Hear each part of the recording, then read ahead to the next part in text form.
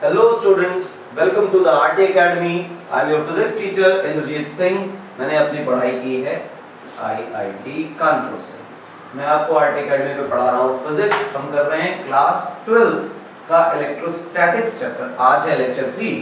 अगर लेक्चर 2 को याद करें तो हमने लेक्चर 2 में इलेक्ट्रोस्टैटिक्स पढ़ा था और इलेक्ट्रोस्टैटिक्स में कूलम्स लॉ के बारे में चर्चा करी थी। तो कूलम्स लॉ को आज हम बढ़ा रहे हैं क्योंकि लेक्चर 2 में हमने सिर्फ कूलम्स लॉ पढ़ा था और कूलम्स लॉ की कंडीशंस पढ़ी थी, किन कंडीशंस पे कूलम्स लॉ काम करता है, और कूलम्स लॉ के कैरेक्टरिस्टिक्स पढ़े थे, फोर्स का फार्मूला सीखा था। आज का जो सेशन है वो स्पेसिफिकली प्रॉब्लम सॉल्विंग सेशन है। प्रॉब्लम सॉल्विंग सेशन यानी आज के लेक्चर में हम लोग कूलम्स लॉ से रिलेटेड प्रॉब्लम सॉल्व कर रहे होंगे और जब कूलम्स लॉ से रिलेटेड प्रॉब्लम सॉल्व करेंगे तो कूलम्स लॉ की थोड़ी सी अच्छी जानकारी हमें मिल जाएगी और उसका एक अच्छा जेस्ट आ जाएगा कि कूलम्स लॉ से लगने वाली फोर्सेस आखिर बिहेव कैसे करती हैं। और मोस्ट इंपॉर्टेंटली हम लोग अपने पेपर में जो क्वेश्चंस आने वाले हैं उसको कैसे सॉल्व करेंगे और क्वेश्चंस कैसे आने वाले हैं इसका थोड़ा अंदाजा लेंगे। फिलहाल आज लेक्चर 3 को स्टार्ट करते हैं। कहानी सेकंड स्लाइड की Coulomb's law revision. Coulomb's law revision क्यों कर रहे हैं? क्या जरूरी है रिवीजन करना? बिल्कुल जरूरी है यार। और देख लो एक बार फोर्स का फॉर्मूला तो सीख लो कम से कम। कूलम्स लॉ कहता था इलेक्ट्रोस्टैटिक कंडीशन हो, कोई चार्ज Q1 हो, कोई चार्ज Q2 हो। मैं जानबूझकर इन्हें पॉजिटिव ले रहा हूं, आप पॉजिटिव नेगेटिव कुछ भी ले सकते हैं, फर्क नहीं पड़ता है। चार्जेस बहुत छोटे होने चाहिए क्योंकि अगर चार्जेस छोटे नहीं होंगे तो ये पॉइंट चार्जेस नहीं कहलाएंगे और जब तक ये चार्जेस पॉइंट चार्जेस नहीं होंगे तब तक कूलम्स लॉ वैलिड नहीं होगा। ठीक है ना? Q1 और Q2 आर पॉइंट चार्जेस, ये जरूर लिख लें और ये दिमाग में रहना चाहिए। Q1 Q2 are point charges. Point charges का मतलब ये बहुत छोटे चार्जेस हैं साइज में। पॉइंट चार्जेस, ठीक है ना? स्पेशली ध्यान रखें। और रेस्ट पर भी एंड आर एट रेस्ट, जिसे भी हम सोर्स मानेंगे स्पेसिफिकली वो तो रेस्ट पर होना ही चाहिए। दूसरा रेस्ट पर हो अथवा ना हो कोई फर्क नहीं पड़ता। फिर ये दोनों एक दूसरे पर फोर्स लगाया करते थे, ये फोर्स ऐसे और ये फोर्स ऐसे। जो फोर्स लगेगी 1 पर 2 की वजह से उतनी ही फोर्स लगेगी 2 पर 1 की वजह से। बस इतना होगा कि जो फोर्स 1 पर 2 की वजह से है, फोर्स ऑन 1 ड्यू टू 2, वो इक्वल होगी बट ऑपोजिट होगी 2 पर फोर्स 1 की वजह से। लॉजिकली एक्शन रिएक्शन है तो मैग्नीट्यूड तो बराबर होना ही है और साथ ही साथ ऑपोजिट डायरेक्शंस में ये फोर्सेस काम किया करेंगे। अच्छा, तो जो भी ये फोर्स लग रही है जिसको मैं F12 या F21 जो भी लिख रहा हूं उसको अगर मैं F लिखूं तो इसका फार्मूला क्या था? तो हमने इसका फार्मूला लिखा था K Q1 Q2 by R square. Coulomb's constant बोल सकते हैं, फोर्स कांस्टेंट बोल सकते हैं, व्हाटएवर जो भी। लेकिन अगर इस K को देखा जाए तो हमने K के बारे में सीखा था कि ये K जो है हमारा, इसकी वैल्यू 1/4 पाई एप्सिलॉन नॉट हुआ करती है। ठीक है ना? तो फोर्स का फॉर्मूला अगर तुम देखोगे तो फोर्स का फॉर्मूला तुम्हारे लिए बन जाएगा 1/4 पाई एप्सिलॉन नॉट, उसके बाद Q1 Q2 divided by R square. ये फोर्स का फॉर्मूला बन गया। ये जो 1/4 पाई एप्सिलॉन नॉट है, कभी-कभी मन खुश करने के लिए इसको 1/4 पाई एप्सिलॉन नॉट लिख लेंगे और कभी-कभी इसको मन खुश करने के लिए K लिख लेंगे जब भी कभी छोटे-छोटे में चीजें सॉल्व करनी होगी। ठीक? दूसरी बात, ये जो 1/4 पाई एप्सिलॉन नॉट है इसकी वैल्यू 9 × 10⁻⁹ हुआ करती है। यूनिट्स में जाए तो न्यूटन मीटर स्क्वायर पर कूलम स्क्वायर है। और अगर इस एप्सिलॉन नॉट को देखें तो इसकी वैल्यू 8.85 × 10⁻⁻12 हुआ करती है। और यूनिट देखें तो कूलम स्क्वायर पर न्यूटन इनटू मीटर स्क्वायर। ये सारी बातें कूलम्स लॉ से रिलेटेड है। और force along the line joining भी लगेगी, ये बहुत इंपॉर्टेंट है। अगर ये इंपॉर्टेंट बात आपको याद नहीं है तो लेट मी मार्क इट, ताकि आपके दिमाग में बात बैठ जाए कि जो फोर्स होगी वो हमेशा लगेगी अलोंग द लाइन ज्वाइनिंग, क्योंकि फोर्स की डायरेक्शन बहुत इंपॉर्टेंट है। दो चार फोर्सेस एक साथ काम कर रही होंगी तो अल्टीमेटली उन्हें जोड़ना तो हमें वेक्टर फॉर्म में पड़ेगा और जब भी हम उन्हें वेक्टर फॉर्म में जोड़ेंगे तो डायरेक्शन की नीड होगी। तो पता चलना चाहिए कि दो चार्जेस एक दूसरे पर कैसे फोर्स लगा रहे हैं along the line joining, clear है, अलोंग द लाइन ज्वाइनिंग, ये इंपॉर्टेंट है। अब प्रॉब्लम सॉल्विंग सेशन है, तो चलिए आगे बढ़ते हैं। क्या करना है आगे, आज का एजेंडा आगे का क्या है, आगे का एजेंडा है इट्स प्रॉब्लम टाइम। आज हमें करनी है ढेर सारी कूलम्स लॉ की प्रॉब्लम। मैं आपको कूलम्स लॉ की प्रॉब्लम्स में आप मान के चलिए बहुत सारे प्रॉब्लम्स कराने वाला हूं, मतलब इतनी सारी करेंगे कि हम लोग कूलम्स लॉ को अच्छी तरह दिमाग में बैठा लेंगे। लेकिन प्रॉब्लम्स की स्टार्ट बिल्कुल जमीन के धसे हुए लेवल से, एकदम अंडरग्राउंड लेवल से, बिल्कुल जीरो से, जहां एबीसीडी भी नहीं आता वहां से, और फिर वहां से लेकर टॉप लेवल तक की प्रॉब्लम्स हम यहाँ पर कर रहे हैं। तो शुरुआत बिल्कुल लल्लू से करेंगे ताकि बिल्कुल एडजस्ट होते जाएं कि फोर्सेस कैसे लग रही हैं। फिलहाल अगला देखिए पेज, और इस पेज पर जबकि नया पेज आ गया तो हम पहला प्रॉब्लम करते हैं। तो हम कहेंगे कि हमारे पास लल्लू प्रॉब्लम टाइप की चीज आ गई है जिसको हम बोलते हैं LP, Lallu problem. Lallu problem पहली ये है कि मान लीजिए कि आपके पास एक चार्ज है जो 2 माइक्रोकूलम्स का है, और दूसरा चार्ज है जो कि 4 माइक्रोकूलम्स का है, और उसके बीच का, इन दोनों चार्जेस के बीच का जो सेपरेशन है लेट अस से 30 सेंटीमीटर है। तो दोनों ने एक दूसरे पर कितनी फोर्स लगाई और कैसी लगाई, नेचर भी बताना। तो तुम देखो बच्चे गौर से कि अगर तुम नेचर जानना चाहो तो ये पॉजिटिव और पॉजिटिव, पहला चार्ज पॉजिटिव, दूसरा चार्ज पॉजिटिव, और जब भी दिखेगा पॉजिटिव और पॉजिटिव सेम चार्ज दिखाई दे रहा है तो ये एक दूसरे को रिपेल कर रहे हैं। Force along the line joining लगेगी, इस पर भी रिपल्शन और इस पर भी रिपल्शन। अगर इस पर फोर्स लगा है F तो इस पर भी लगेगा F। ये सब बातें ऐसे क्यों बोल रहे हैं, उसका लॉजिक ये है कि दोनों पर फोर्स इक्वल एंड ऑपोजिट लगा करता है, इसमें कोई तकलीफ की बात नहीं। अच्छा, फोर्स का फॉर्मूला कैसे लिखे, तो कोई बच्चा कहेगा सर फोर्स का फॉर्मूला तो चुपचाप से लिखिए, 1/4 pi epsilon not Q1 Q2 divided by r²। बहुत अच्छी बात है, ये लिख लिया आपने। अब क्या करें, कुछ खास नहीं, थोड़ा थोड़ा सा देखते रहें और काम आगे बढ़ाते रहें।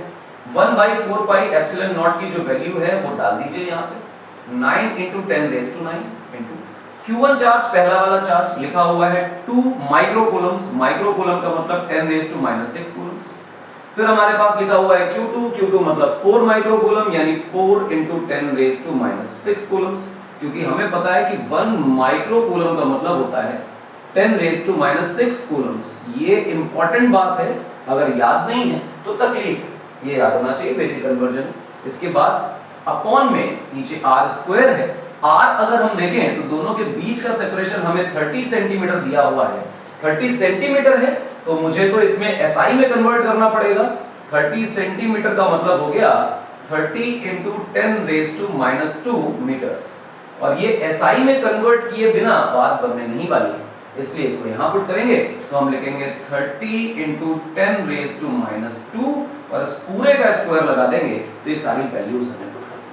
कितना आसान है, एकदम सिंपल।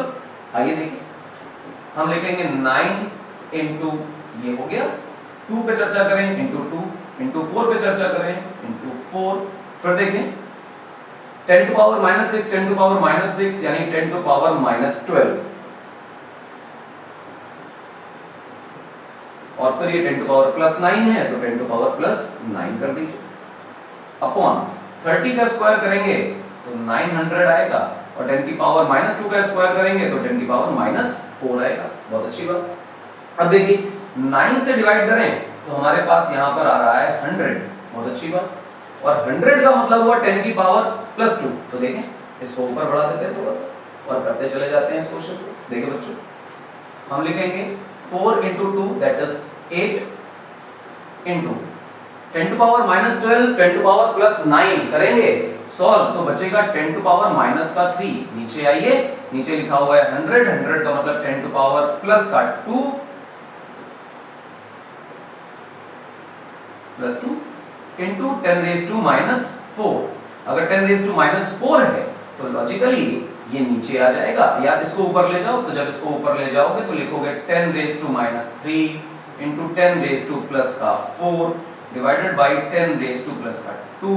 जब इससे इसको डिवाइड करोगे तो 2 पावर बचेगी, और तुम्हारे पास जो आंसर आएगा वो आएगा 8 × 10⁻³ × 10⁻2 8 × 10⁻⁻1 यानी 0.8 न्यूटन्स। ये आपका फोर्स है।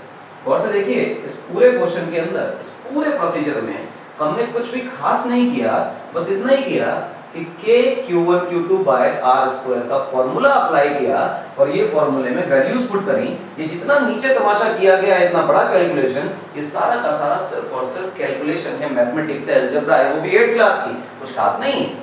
कंसेप्ट क्या था? सिर्फ वो बेसिक फंडामेंटल फॉर्मूला जो हमने कूलम्ब्स लॉ का अप्लाई किया, इससे ज्यादा कुछ नहीं। चलिए भाई फिर अच्छी बात है, अगला सवाल करते हैं। देखिए मान लीजिए कि आपके पास एक बहुत बढ़िया पेंडुलम, जैसा हम एनएलएम में किया करते थे, नीचे बॉब हुआ करता था। अब इस बॉब की चर्चा करें तो इस बॉब का मास m था, ठीक। तो टेंशन के बारे में कमेंट करने के लिए कहा जाता था, टेंशन के बारे में कमेंट करने के लिए कहते थे कि बताओ टेंशन कितनी है, तो हम चुपचाप कहते थे कि नीचे की तरफ जो फोर्स लग रही है वो बेटा mg है, और ऊपर की तरफ जो फोर्स लग रही है वो टेंशन है, क्योंकि बॉब इक्विलिब्रियम में है, रेस्ट पर है, इस वजह से ऊपर वाली फोर्स इज इक्वल टू नीचे वाली फोर्स, नेट फोर्स 0। ये हम लोग कंसेप्ट किया करते थे। इसी कंसेप्ट का प्रोटोटाइप हम बनाएंगे इलेक्ट्रोस्टैटिक्स में। इलेक्ट्रोस्टैटिक्स में क्या होगा? कुछ खास नहीं, एक बहुत बड़ी सी स्ट्रिंग है, उसमें एक छोटा सा बॉब टंगा हुआ है, इस बॉब का मास m है, लेकिन इस बार इस बॉब पर हमने प्लस चार्ज q दे रखा है, और प्लस चार्ज q देने के बाद हमने इसमें ऊपर जहां पॉइंट ऑफ सस्पेंशन है उस जगह पर भी एक चार्ज दे दिया है q, और जानबूझकर मैंने दोनों चार्जेस बराबर लिखे, आप चाहें तो अलग-अलग कर सकते हैं। और उसके बाद पूछा गया है कि टेंशन इन द स्ट्रिंग क्या होगा।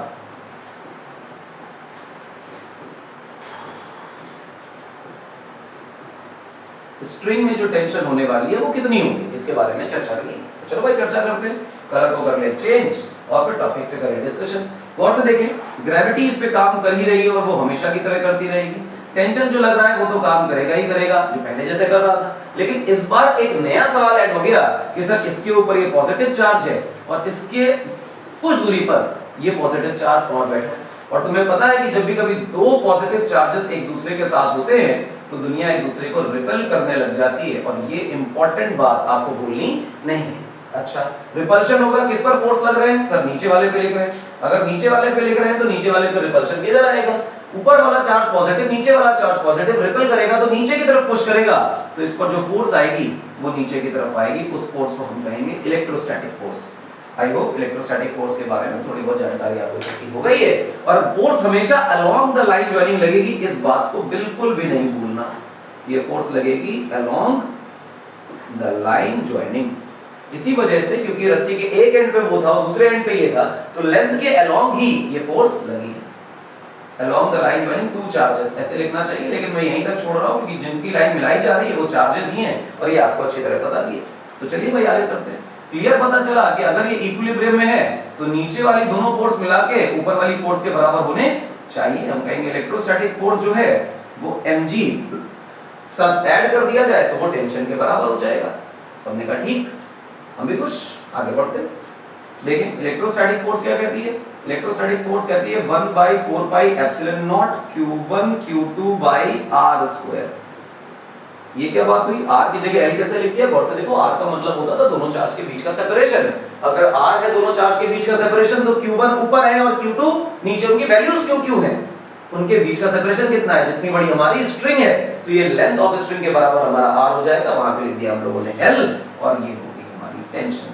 अब इस सवाल को बदल बदल के वैल्यू बेस्ड कैसे बनाया जाए? देखो, तुम्हें दोनों चार्जेस दे दी जाए, दोनों मासेस दे दिए जाए, या इसका मास दे दिया जाए, पूछा जाए कि बताओ लेंथ ऑफ स्ट्रिंग देकर कितनी टेंशन है।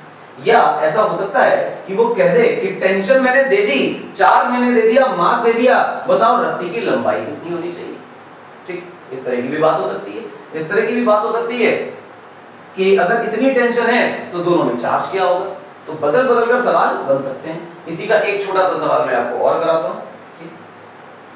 आपके पास ऐसा ही एक बढ़िया सा स्ट्रिंग का सिस्टम था, स्ट्रिंग बहुत लंबी सी थी, उसमें एक नन्हा सा बॉब था जो इसके ऊपर हैंग कर रहा था, मास m था, इसके ऊपर चार्ज प्लस q था। एक सस्पेंशन पर मैं यहां पर एक चार्ज रख रहा हूं जो कि पॉइंट ऑफ सस्पेंशन पर है, that is to be understood. बिल्कुल अच्छी तरह दिमाग में रखना है, हालांकि मैंने इसका नेचर नहीं बताया है। ठीक,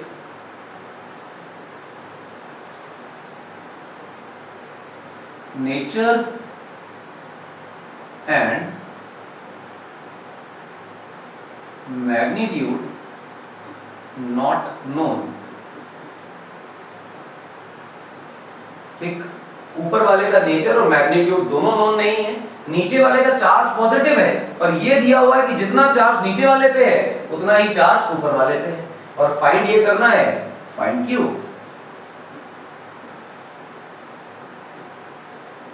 for which tension becomes zero. कितना चार्ज दे दिया जाए कि टेंशन जीरो हो जाए। तो आइए इसको करते हैं। टेंशन जीरो करने का मतलब पार्टिकल पर फोर्स लगानी नहीं है।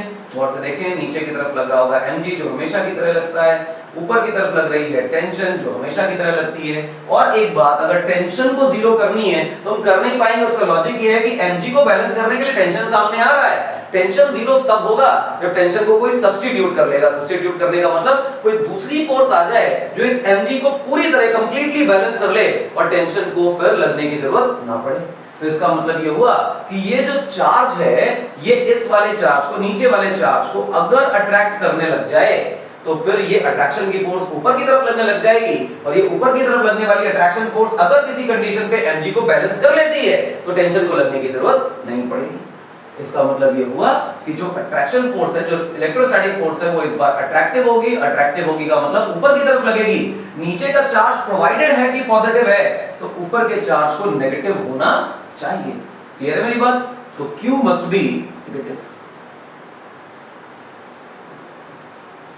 Must be negative. ये लिख लिया हमने, Q को नेगेटिव होना चाहिए। दिमाग में रखिएगा इस बात। आगे देखिए, अब क्योंकि टेंशन को जीरो करना है तो फोर्स की इक्वेशन लिख लेते हैं। फोर्स की इक्वेशन आपसे क्या कहती है? गौर से देखिए, फोर्स की इक्वेशन आपसे कहती है कि अगर इक्विलिब्रियम है तो नीचे लगने वाली फोर्स ऊपर लगने वाली फोर्स के बराबर होगी।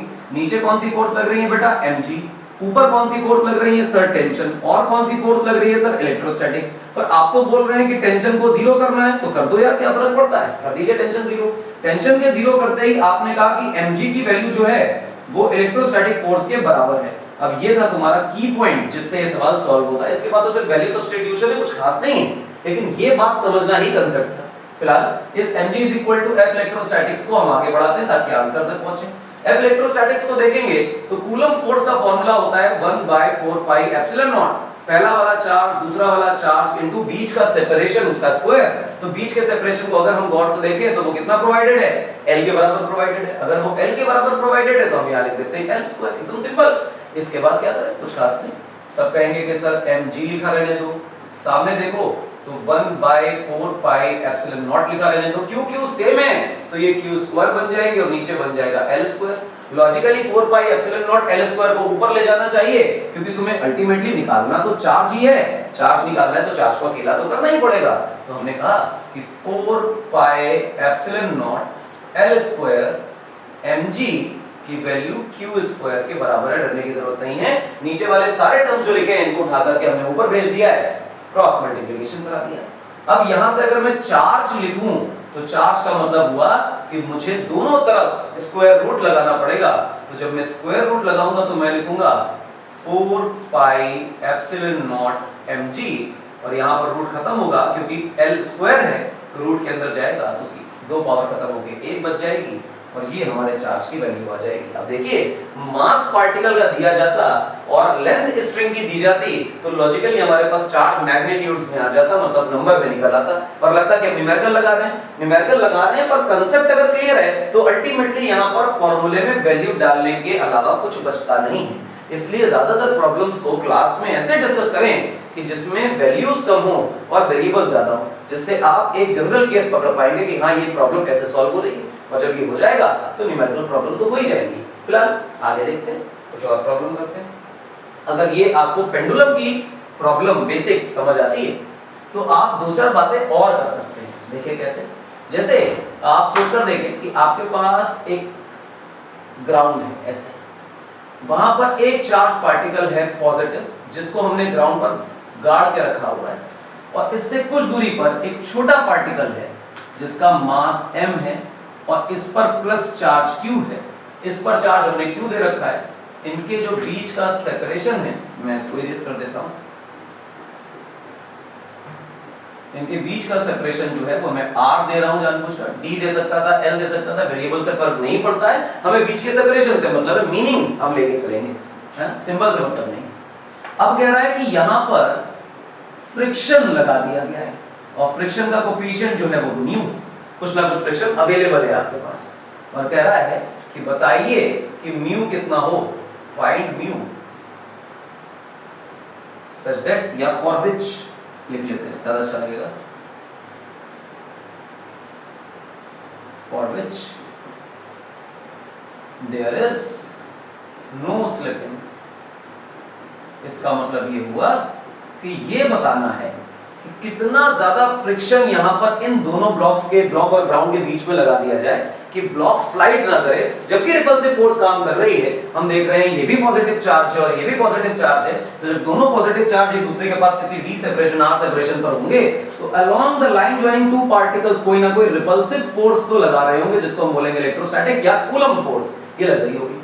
अब ये कूलम्ब फोर्स की वजह से पार्टिकल चलने की कोशिश करना चाहता है पर हम इसे चलने नहीं देना चाहते, और जब हम इसे चलने नहीं देना चाहते तो रोकेगा कौन? प्रोवाइडेड है कि यहाँ पर फ्रिक्शन है, और क्योंकि यहाँ पर फ्रिक्शन है इसलिए फ्रिक्शन लगेगा पीछे, ताकि दोनों के बीच में स्लाइडिंग ना हो। और हमसे कहा जा रहा है कि स्लिपिंग नहीं होनी चाहिए, तो स्लिपिंग ना होने के लिए जो फ्रिक्शन है वो स्टैटिक होगा। क्लियर है? अब देखो इस इलेक्ट्रोस्टैटिक फोर्स को बैलेंस कौन कर रहा है? स्टैटिक फ्रिक्शन बैलेंस कर रहा है। तो हमें क्लियर पता है कि जो स्टैटिक फ्रिक्शन है वो पक्का पक्का इलेक्ट्रोस्टैटिक फोर्स के बराबर है, यानी कि कम से कम ये इलेक्ट्रोस्टैटिक फोर्स के बराबर के फ्रिक्शन की तो हमें रिक्वायरमेंट है ही सही। इससे कम फ्रिक्शन होगा तो बात नहीं बनेगी। It is the required friction, इतना तो चाहिए ही चाहिए, इससे ज्यादा हो तो तकलीफ नहीं, चलेगा नहीं, लेकिन इतना तो चाहिए। अच्छा एक बात और कि फ्रिक्शन जो हमारे पास होता है वो सेल्फ एडजस्टिंग नेचर का होता है। सेल्फ एडजस्टिंग क्या होता है? अपने आप को घटाता और बढ़ाता है। स्टैटिक फ्रिक्शन हमेशा सेल्फ एडजस्टिंग होता है, अपने आप को रिक्वायरमेंट के अकॉर्डिंग कम या ज्यादा कर सकता है। कहां तक ले जा सकता है अपने आप को? एक मैक्सिमम वैल्यू होती है जिसको हम लिमिटिंग फ्रिक्शन बोलते हैं। कैसे निकलती है तो देखते हैं। नीचे की तरफ इस ब्लॉक का mg काम कर रहा है, ऊपर की तरफ FBD बना है तो नॉर्मल काम कर रहा है, क्योंकि ब्लॉक रेस्ट पर है और वर्टिकल डायरेक्शन में भी मूव नहीं कर रहा, हॉरिजॉन्टल में भी मूव नहीं कर रहा। तो अगर आप देखें तो आपने हॉरिजॉन्टल डायरेक्शन में फोर्स बैलेंसिंग की तो वर्टिकल डायरेक्शन में भी फोर्स बैलेंसिंग होनी चाहिए। तो जब आप वर्टिकल डायरेक्शन में फोर्स बैलेंसिंग करेंगे तो आप लिखेंगे नॉर्मल की वैल्यू mg के बराबर। पक्का पक्का। अब आप तय करें कि जो ये Fs मैक्स होता है यानी लिमिटिंग फ्रिक्शन जो होता है वो कितना होता है, यानी फ्रिक्शन मैक्सिमम कितना लग सकता है उसके बारे में सोचें। तो आप कहेंगे मैक्सिमम फ्रिक्शन तो 11th में पढ़ के आए हैं कि वो म्यू इनटू n होता है, और n की जगह तो अभी हमने निकाला कि mg होता है, यानी ये जो Fs मैक्स है, जो फ्रिक्शन मैक्सिमम लग सकता है इस कंडीशन में, वो म्यू mg है। अब सवाल आता है कि जो फ्रिक्शन मैक्सिमम लग सकता है, जितना मैक्सिमम रेजिस्टेंस ऑफर कर सकता है, उस मैक्सिमम लिमिट के अंदर अगर रिक्वायरमेंट है तो ये रुका रहेगा, अगर मैक्सिमम लिमिट से ज्यादा की रिक्वायरमेंट है तो नहीं चलेगा। आपको 100 रुपए चाहिए और कोई दूसरे आदमी के पास 90 रुपए हैं तो वो दे ही नहीं पाएगा, किसी के पास 100 या 100 से ज्यादा होंगे तो वो आपको प्रोवाइड कर पाएगा। फ्रिक्शन की मैक्सिमम वैल्यू म्यू mg है और रिक्वायरमेंट जो है वो Fs यानी इलेक्ट्रोस्टैटिक फोर्स के बराबर है, तो तय बात है कि जो मैक्सिमम वैल्यू है वो रिक्वायरमेंट से या तो बड़ी हो और या तो बराबर हो। तो हम इस प्रॉब्लम के लिए कहेंगे कि जो Fs मैक्स है वो पक्का पक्का या तो बड़ी हो या तो बराबर हो इलेक्ट्रोस्टैटिक फोर्स के। तो दुनिया खुश। फिर कहेंगे कि Fs मैक्स की वैल्यू क्या है, तो हम लोग कहेंगे mu mg that must be greater और इक्वल टू इलेक्ट्रोस्टैटिक फोर्स। और अगर तुम इलेक्ट्रोस्टैटिक फोर्स की वैल्यू लिखोगे तो तुम लिखोगे 1/4 पाई एप्सिलॉन नॉट, एकदम इजी है। उसके बाद q1 that is source charge, q2 that is test charge, और बीच में इनके बीच का सेपरेशन r दिखाई दे रहा है तो हम लिख देंगे 1/r²। ये हो गया। अब तुमसे म्यू के बारे में पूछा है तो बस mg को नीचे भेज दो, क्योंकि माइनस साइन का कोई ड्रामा नहीं है हमारे पास, तो फिर इनइक्वालिटी में कोई चेंज आएगा भी नहीं। तो हम लिखेंगे 1/4 pi epsilon not q into q upon r² और फिर 1 अपॉन mg, मैंने क्रॉस मल्टीप्लिकेशन लगाया यहाँ पे। अब आपको दिखाई दिया कि म्यू या तो इस वैल्यू के बराबर या इस वैल्यू से बड़ा होगा, तब तो मान के चलेंगे कि हाँ ये रुका है। अगर इस वैल्यू से छोटा हुआ म्यू तो ये स्लाइड कर जाएगा। अब इसमें सवाल कैसे बनेंगे? देखिए सवाल बनाते हैं। हम दोनों चार्जेस दे दें, बीच का सेपरेशन दे दें और उस ब्लॉक का मास दे दें तो म्यू पे पूछ सकते हैं। हम आपको सवाल बनाते समय, क्वेश्चन बनाते समय बुक में क्वेश्चन लिख के आए कि म्यू दे दिया और उसके बाद दोनों चार्जेस दे दिए, बीच का सेपरेशन दे दिया और कह दिया कितना भारी ब्लॉक होना चाहिए कि वो ना चले, तो सारी वैल्यूज गिवन है, मास अकेला बचा।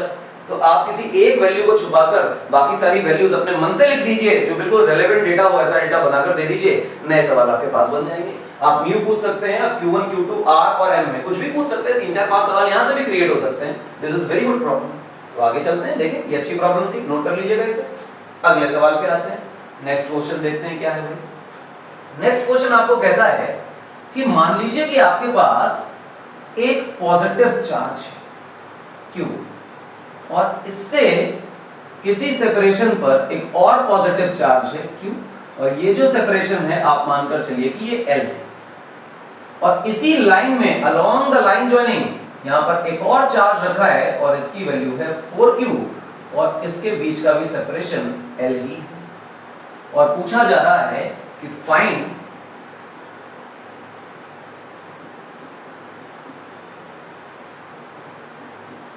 Net force on small q। बीच वाले चार्ज पर नेट फोर्स के बारे में जानकारी दीजिए। तो प्रॉब्लम आ गई कि सर एक पार्टिकल और दूसरे पार्टिकल के बीच के इंटरेक्शन को पढ़ा, दो चार्जेस एक दूसरे पे फोर्स लगाते थे वो पढ़ा, अचानक से दो चार्जेस एक साथ एक पे फोर्स लगा रहे हैं, तो ये तो हमने नहीं पढ़ा है। इसके लिए एक थ्योरम है, ये प्रॉब्लम आते ही वो थ्योरम इंट्रोड्यूस हो जाती है। तो इसके लिए थ्योरम है बेटा बहुत अच्छी सी। मैं इस क्वेश्चन को थोड़ा सा नीचे स्लाइड करता हूं और पहले आपको थ्योरम पढ़ा देता हूं। थ्योरम का नाम है सुपरपोजिशन प्रिंसिपल। हालांकि मैं इसे सेपरेटली भी पढ़ाऊंगा और इस पर थोड़ी अच्छी बातें भी करूंगा कि सुपरपोजिशन प्रिंसिपल जो है वो क्वांटम लेवल पे काम नहीं करता, डिटेल समझाऊंगा इसकी, लेकिन फिलहाल इसको ऐसे ही लिख लीजिए, सुपरपोजिशन थ्योरम। थ्योरम की जगह प्रिंसिपल लिखना ज्यादा कारगर रहेगा, उसकी इज्जत बनी रहेगी और टेक्निकल एरर भी नहीं होगा। Superposition principle. सुपरपोजिशन प्रिंसिपल कहता है कि यहां पर कोई चार्ज है जिसको Q1 कह रहे हैं, यहां पर कोई चार्ज है जिसको Q2 कह रहे हैं, लेट्स से ये नेगेटिव है, तो कॉमन सेंस है कि Q1 को Q2 अट्रैक्ट कर रहा है। यहां पर कोई चार्ज आया Q3 और हम कहेंगे ये भी पॉजिटिव और ये भी पॉजिटिव, तो अचानक से Q3 जो है वो Q1 को अट्रैक्ट करने लग जाएगा। आप पा रहे हैं कि जो Q1 है इस पर लगने वाला नेट फोर्स बदल गया है क्योंकि दोनों ही इसे अट्रैक्ट कर रहे हैं। और आप देखें जो नेट फोर्स होगा वो यहां लग रहा होगा और आप इसे F1 बोल सकते हैं, इसे F2 बोल सकते हैं। परंतु ध्यान रखें कि जब ये Q3 नहीं था तो जो ये Q2 फोर्स लगा रहा था उसको F1 बोला जा रहा है और जब ये Q3 आ गया उसके बाद भी इस F1 में कोई चेंज नहीं आया। यानी कि अगर Q3 है तो भी ये F1 ही फोर्स लगा रहा है और Q3 ना होता तो भी ये F1 ही फोर्स लगाता। यानी दो चार्जेस के बीच लगने वाले फोर्स की वैल्यू तीसरे चार्ज के प्रेजेंस या एब्सेंस से इंडिपेंडेंट है। यानी कि मैं अगर चार्ज हूं, मेरे बगल में कोई चार्ज है तो मैं उस पर जितना फोर्स लगाता हूं वो सिर्फ मेरे सेपरेशन, मेरे चार्ज उसके चार्ज पे डिपेंड करता है। किसी और के चार्ज की अगर चर्चा करने लग जाएं तो मान के चलेंगे कि दूसरे के आने से उस पर नेट फोर्स बदलेगी पर हम दोनों के बीच का इंटरेक्शन कभी भी चेंज नहीं होगा। ठीक, तो थ्योरम लिख लेते हैं। थ्योरम अच्छी है और काम की भी है तो लिख लेते हैं। Force between two charged particles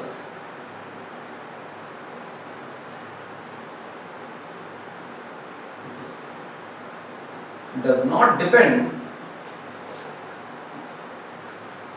on the presence,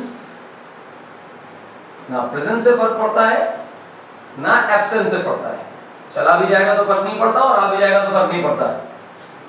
absence of any other charge, किसी चार्ज के आने या जाने से कोई फर्क नहीं पड़ता।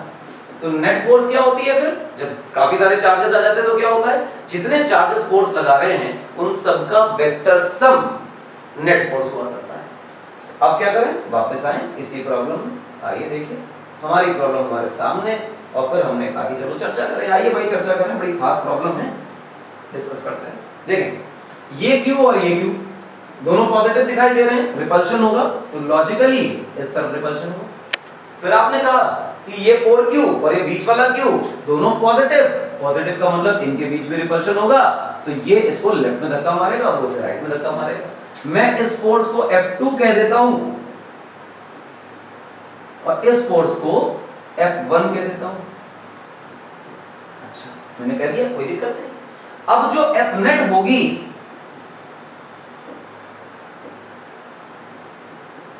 ये तो तय हो गया कि इन दोनों का वेक्टर सम होगी, एक लेफ्ट में है एक राइट में है, तो बड़ी वाली फोर्स से छोटी वाली फोर्स को माइनस कर दें तो नेट फोर्स बचेगी, हम कहेंगे F2 माइनस F1, ये हमारी फोर्स है। अब एजेंडा बचा क्या कि F2 निकाला जाए और F1 निकाला जाए, इसकी चर्चा होगी कि F1 और F2 कैसे निकलेंगे। F1 F2 पता चल जाए, नेट फोर्स तो अपने आप आ जाएगा, तो चलो F2 निकालते हैं। देखो भाई F2 कैसे निकलेगा, F2 का मतलब हुआ कि इन दोनों चार्जेस के बीच का फोर्स, इन दोनों चार्जेस के बीच का फोर्स का मतलब क्या हुआ कि 1/4 पाई एप्सिलॉन नॉट, और ये है हमारा सोर्स चार्ज जिसकी वैल्यू है 4q, ये है हमारा टेस्ट चार्ज जिसकी वैल्यू है q। इन दोनों के बीच के सेपरेशन को देखो तो L लिखा हुआ है, तो हम लिखेंगे L²।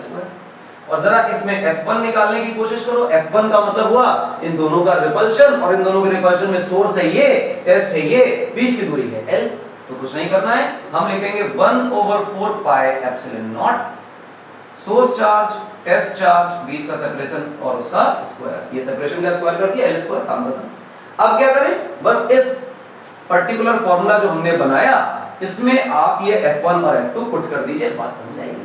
F1 F2 पुट करें, कर दीजिए, तो आप क्या कहेंगे कि जो आपने F नेट बनाया बेटा वो बना 1/4 pi epsilon not 4q into q divided by L² minus 1/4 pi epsilon not q into q divided by L², थोड़ा सा गंदा हो गया, L²।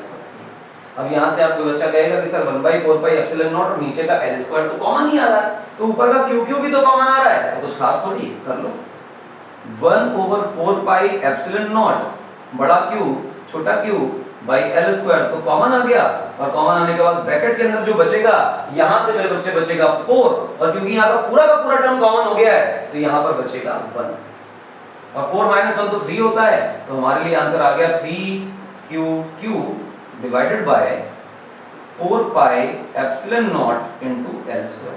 ये बेटा आपकी आ गई F नेट।